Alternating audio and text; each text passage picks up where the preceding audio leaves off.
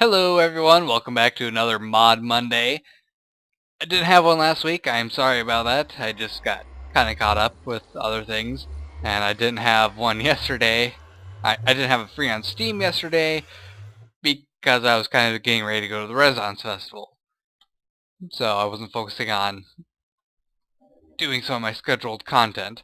Anyway, today we're going to be taking a look at the Goblins and Giants mod, which seems to be a work in progress right now. There's a few things that are pretty cool with it, but a lot of things are not implemented yet. So just keep that in mind if you feel like downloading this. And we're actually going to talk about one of the things that aren't implemented right now. On the guide, it shows you how to make one of these portals. You need to combine vampire blood with obsidian. However, the block that it's supposed to give you out of that doesn't seem to exist in the mod yet. Just to show you, get a block of obsidian. Well, we'll get a block of coal too, just in case I'm wrong about the picture. And vampire blood. Alright, so crafting table. And that doesn't work, and that doesn't work. But you can turn vampire blood to redstone. That's kind of cool. I actually did not know that. Alright, so you can't create the portal block yet. But you can spawn in a portal placer, which doesn't have a crafting recipe, or the Savannah portal itself. Now when you use the portal placer, it will actually create this entire portal for you. And when we go through, I have a small area set up to kind of show what else is in the mod.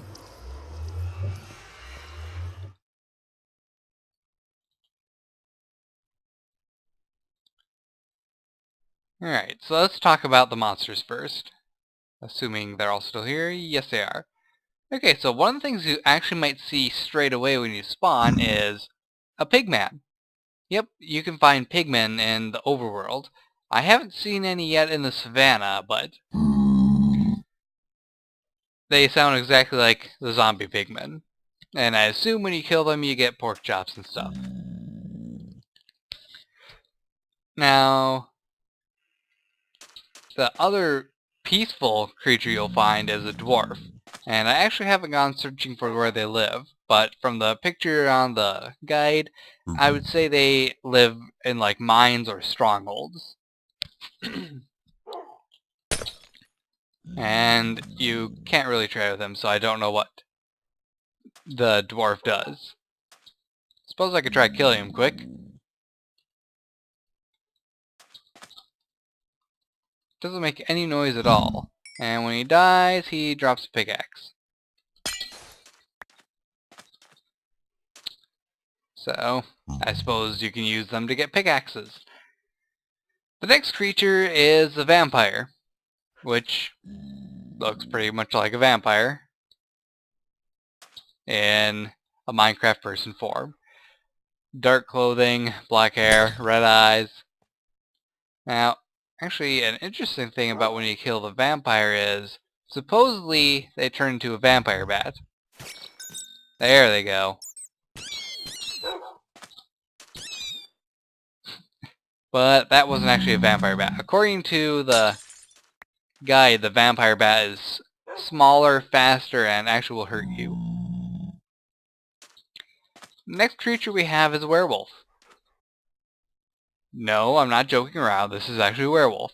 Yeah, he looks like a wolf now, but when night falls, he stands up on his hind legs and his eyes turn red, and I suppose that's a werewolf. Then we have a goblin, a little green fellow with yellow eyes. We have an orc, a very dark-skinned fellow. It's kind of hard to make out any details on him. And he's got, like, some kind of fur suit on. Then there's red creepers, which exist pretty much only in the savannah.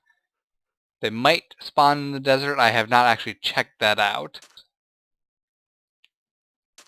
If they did, that'd be kind of cool, but not really needed. And then he disappeared. He stuck around for so long, but when I finally started recording, nope. We have a giant, which is kind of a derpy looking guy.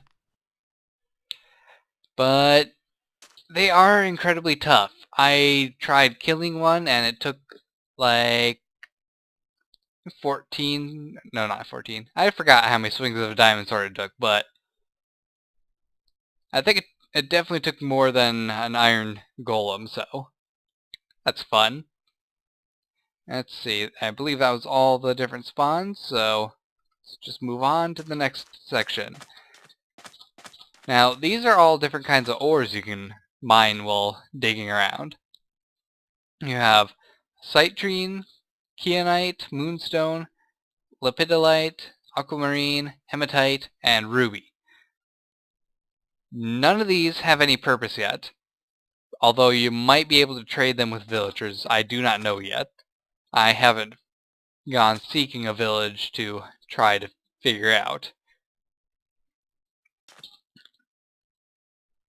There's also red cactuses, red cacti, which function basically like a normal cactus. They hurt when you touch them, although you're supposed to be able to cook them up to get a different kind of food from them, which is just cooked red cactus. I tried that, you can't cook them yet, so that's a little bit disappointing. Then there's Savannah TNT, which is basically like regular TNT, although you make it with Savannah gunpowder instead of regular gunpowder. I also think it requires a little bit less gunpowder, doesn't it? Yeah, it does. That's pretty useful. When I first saw that, I questioned why would you just make another TNT block, but now I know. It uses less resources. And there's a couple other things that you can craft. There is a poison bottle, which requires vampire blood, a spider eye, and some water bottles. And you actually get 2 per recipe. And there is poisoned weapons. Now, each of the different swords you can make, by default, you can make poisoned as well. However, it has a different durability on it. This is because you can use up to 6 poison bottles, and it will increase the durability to max if you use all 6.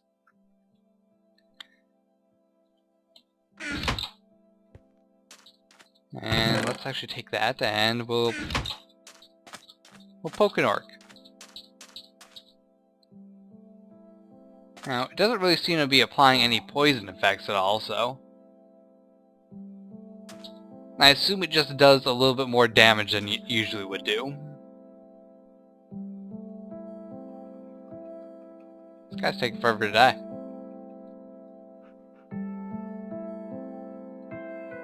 There we go. Now, let me turn that music off because it's annoying me right now. So, when you go through the portal, you come to this different land, and it's just a savanna. That's all it really seems to be, is just desert with sporadic trees and a lot of sandstone. And that seems to be about it. You also come across these little well-looking structures, but there's no water in them. So it's a pretty hostile environment, really. So for those who like a challenge in their survival, this is probably going to be a pretty good mod for you when it's got most of the stuff implemented. Let's see. There's also talk on the guide about potentially being 6 bosses, each with a key to unlock the final boss area. And as you see, there are keys that exist here. In fact, they are all the same color of the different types of stone you can dig up, the different gemstones. So perhaps these will eventually be made so that you can craft these keys, which would be pretty cool. And I am checking to see if there is even a single recipe for these, and no, there's not. I think there's also talk about making it multiple dimensions instead of just one. So it's starting to sound like it's kind of copying Divine RPG, just less focused on RPG, I guess. And there's a hoe of watering, which you can't craft. There is a bone spear you can actually craft. You just need a bloody giant bone, a feather, and a spear tip. A bloody giant bone is made with a giant bone and vampire blood. And you get the giant bone by killing giants. I actually haven't tried anything with these spears, so let's go ahead and spawn some, and that's pretty cool. My giant disappeared again. They never stick around.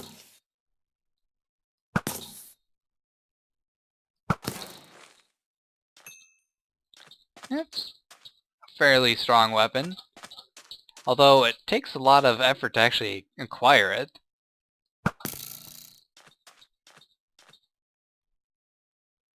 And it has a weird... I have no idea what it's doing right now. Hey, like a vampire. Alright. There's also an Urukai sword, which you can't craft. And a Creeper's Soul bow, which you can't craft. There's so many things that aren't implemented yet, but it looks to be pretty promising and cool, so I'll probably check this mod out again at a later date when it's more complete. And we'll take a look at all the different things that you can create with it. But until next time, I hope you guys have enjoyed. Don't forget to like, subscribe, and fave. I'll see you next time. Take care, and goodbye.